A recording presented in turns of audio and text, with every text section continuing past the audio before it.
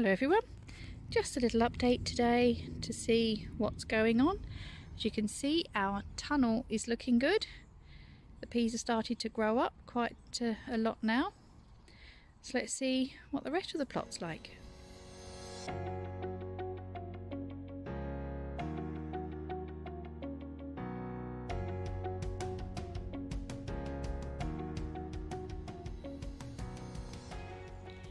Not been down for a few days and the tomatoes have really grown up and they need supports on them, so I need to go through, stand those up. We need to put some strings along here and I need to do some side shooting on those. That is a bottle gourd that's growing up. I've put some squashes in. What were they? Mystery pumpkins, I think. And then here we got this bottle gourd's doing very well. Again, that needs tying up. More tomatoes and some very sorry looking for themselves squashes, pumpkins along there. The one that's looking okay, that's a courgette. Everything needs watering. It's actually been so hot. It's been too hot to get down here. I've planted some French beans. They've come up really quickly, and here we have the peas.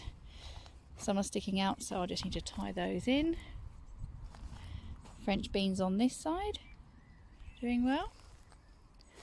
Rose, what are you doing? I'm harvesting all the strawberries. Oh look, there's a blackbird. Can you say again? What are you doing?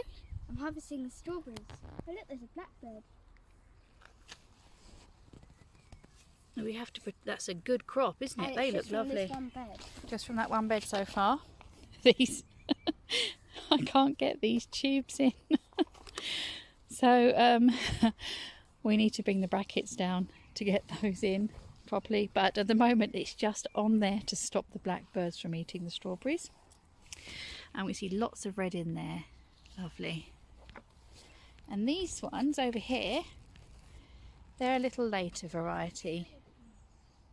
Now, we've got some bindweed coming up in there, needs to be pulled out. This is garlic and some spring onions.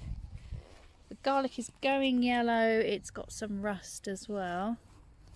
Won't be too much longer, hopefully. Oh, it's only small. Give them a good water for the next couple of weeks and hopefully they'll perk up. Right, here we have my problem bed, the onions. These are really good sizes, but as I've said before, they're a bit soft. So I'm just going to pull up and hope that it's not white rot. Oh, that one just completely came apart. That wasn't coming up. Dear.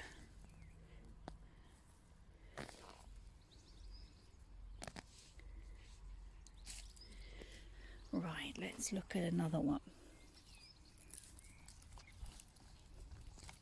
The roots are so well in the soil.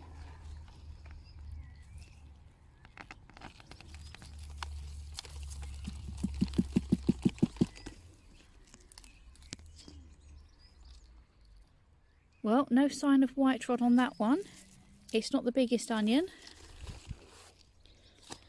And I'm putting these at the wrong time of day because really they could do with being out in the sunshine all day. And it's about, I don't know, 4, half 4, something like that. But it's just too hot.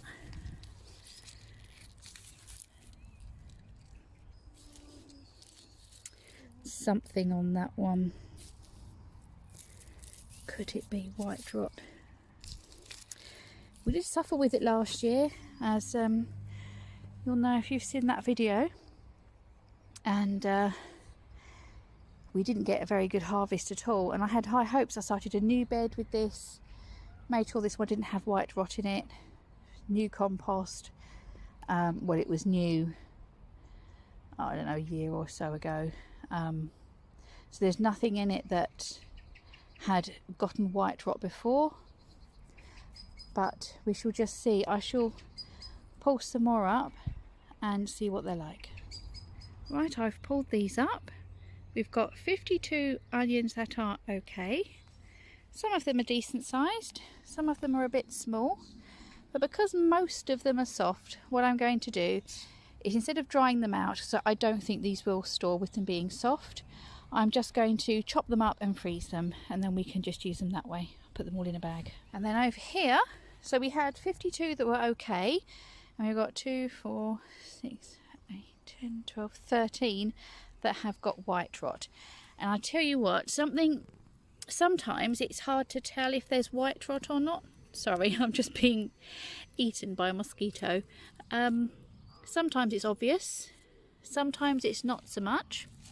But something I discovered this year actually while I was picking these, so you can just see there. You don't want to put these on your compost, by the way. Yeah, something I discovered was that these smell like vomit. So to me, so they, you know, the other onions, they either smell oniony or like soil, but these smell like vomit. So if you're unsure, give them a sniff. Let's go and see what else there is. Right, now I've come over to Rosie's while we're on the subject of onions, and I'm just going to check hers. I mean, they're very small. These are snowball ones. You can see they're very white. So they are still okay. This one is a mixture of onions in here. They're still very small. I can't see any scapes. Oh, there's a little tiny one there. Started to go to seed, so I'll just break that off. Yeah, onions don't like weeds, so this definitely needs to be weeded. And this one over here looks like just yellow onions. Again, very small, and they've not started to swell properly yet, so we can leave these ones a bit longer as well. Rose, come here quick. Come round here. Oh, you got broccoli. What is it? Do you remember? Purple sprouting broccoli. It's not purple sprouting broccoli. Purple sprouting cauliflower. It is, yeah. Wow. Ooh. And get the camera in there. Yeah, little one there. One coming in there. There. Wow. This one's looking good. Awesome. Well, How good is this? Oh, I didn't think there'd be anything coming. I thought I would just have a check. Cover it back up again, please, for me, darling. This bed needs a good weed as well. But we've got our beetroot in here. Let's have a look. Oh, they're still baby. Cover them up again. Right, so on our exciting little note, I am just making this a very quick video tonight. It is so hot that I'm just going to go home and get in the bath.